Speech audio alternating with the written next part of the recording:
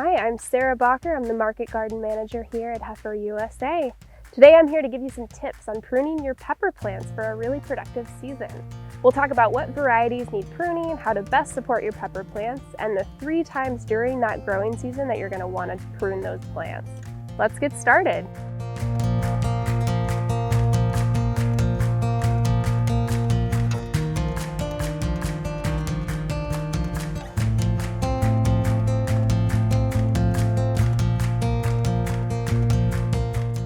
All right, first off, let's talk about the concept of pruning. It seems a little bit counterintuitive to cut the leaves or stems off of the plants that you're working so hard to grow, but careful cultivation, which includes pruning, allows for your plants to dedicate all of their energy to producing the fruit rather than producing unnecessary leaves or stems. Pepper plants specifically can be pruned to encourage sturdy stems, good branching patterns. You can reduce the pest pressure and ensure even and proper ripening of the fruits, and you can even improve your yields, all just through pruning. If you're growing in a market garden, you'll want to increase the harvestable fruit that your plant puts off in order to increase your profits. And if you're just growing as a hobby in your backyard, then pruning your peppers will ensure that you will have enough peppers to share. Pepper plants are part of the nightshade family, which include tomatoes, potatoes, eggplants, and tobacco, just to name a few. Because pepper plants are more brittle than a lot of other nightshades, we like to trellis our larger fruiting pepper plants in addition to pruning them. Otherwise, the fruits may become too heavy for the plant to be able to support itself, which will result in broken or drooping stems. You can trellis the main leader stems just as you would a tomato plant, and this actually takes all of that weight off of the plant itself and it transfers it up into the trellis line. We grow most of our peppers indoors and are able to actually run our plants trellising up to the trellising that's connected to the top of the high tunnel. You can also use the same trellising and staking technique for growing in a greenhouse or caterpillar tunnel.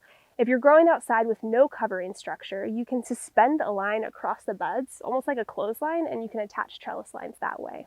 Once your peppers are properly trellised, it's important to prune them regularly to keep all of that energy that they're producing focused on producing fruit itself. Before you start snipping though, it is important to remember that each cut that you create in a plant is an opportunity for disease and other pathogens to be introduced to your crop. If you're using any kind of equipment like pruning knives or shears, be sure that you're washing them regularly after use to make sure you're killing any of those microbes that could be passed on to future crops. We just use a regular Dawn dish soap to clean and then a Sanidate food safe sanitizer to disinfect our tools. Now, if you are pruning a plant that's visibly diseased, you want to go ahead and wash your hands, your tools, everything that's been touching that plant immediately after working with it. You may even want to consider pulling the plant physically out of your garden to keep the disease from spreading to others. Do not prune if the plants are wet or if it's currently raining, because fungal spores can actually proliferate in these moist environments, and that splashing water spreads them very quickly. Try to only prune on dry days or keep your peppers inside tunnels if possible. Remove unnecessary foliage from the walk paths to reduce any kind of spreading of disease. And then any loose or rotting foliage on the ground also encourages pests like slugs to move in, so you definitely want to remove all of that.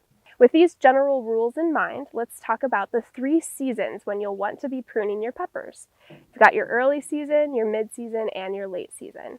Though the pruning process remains mostly the same throughout the year, the purpose of pruning changes as the plant grows and matures. So your early season pruning focuses on improving the branching of the plant, also promoting the solid root production below ground and on maintaining the proper air circulation. The best tools for this type of pruning are either small pruning shears or a sharp paring knife. My favorite knife that I use for pruning is the Victorinox that you can actually purchase through Johnny's. So for plants that are small fruiting, such as jalapenos, habaneros, and we've got some lunchbox peppers in here, you're going to want to pinch off the central growing point of the plant to encourage more branching. This creates a bushier plant down the line, and you can actually improve your yields. For this, I actually just use my fingers, and I'll just pinch off that little lime green colored new growth point. For bell peppers, such as the Sprinter variety that from Johnny's and other larger fruiting varieties, the plant tends to grow in a Y-shaped pattern and they don't need to be pinched early on. For these varieties, it's important to remove early flowers to encourage that plant to put the energy into the sturdy root systems. You also want to remove any side shoots that don't follow the Y pattern to increase airflow and to reduce the chance of fungal diseases. So try to clip or cut the excess branches as close to the main stem as possible to reduce the chance of rot down the road.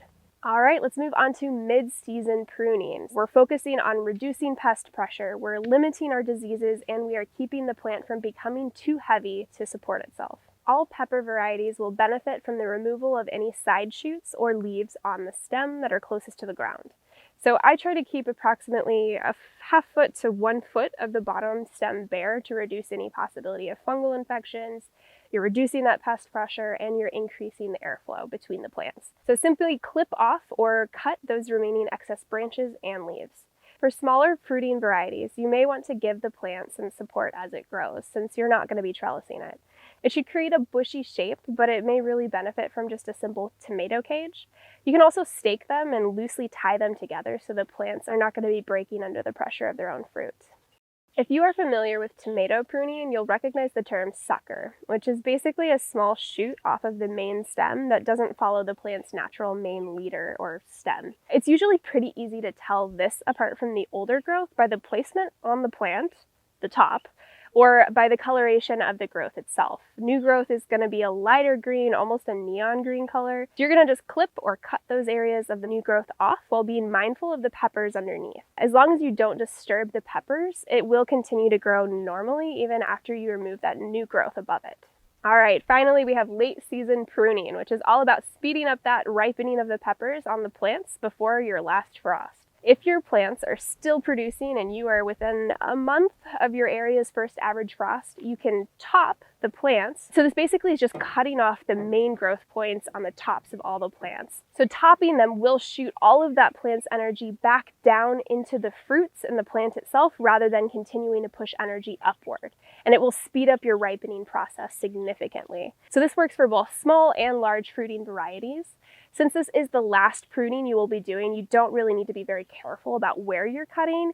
Even just using like a hedge clippers or a trimmer of some type would work.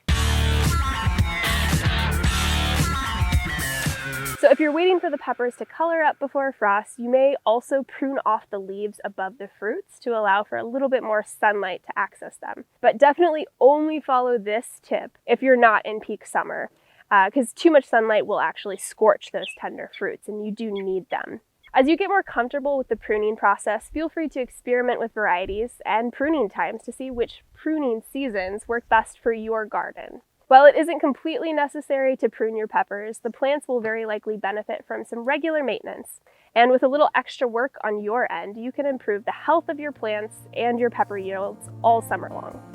If you found this video helpful, please like and subscribe for more market garden training content. And if you have any questions, feel free to leave them in the comments below, or you can reach out to us at heiferusa@heifer.org.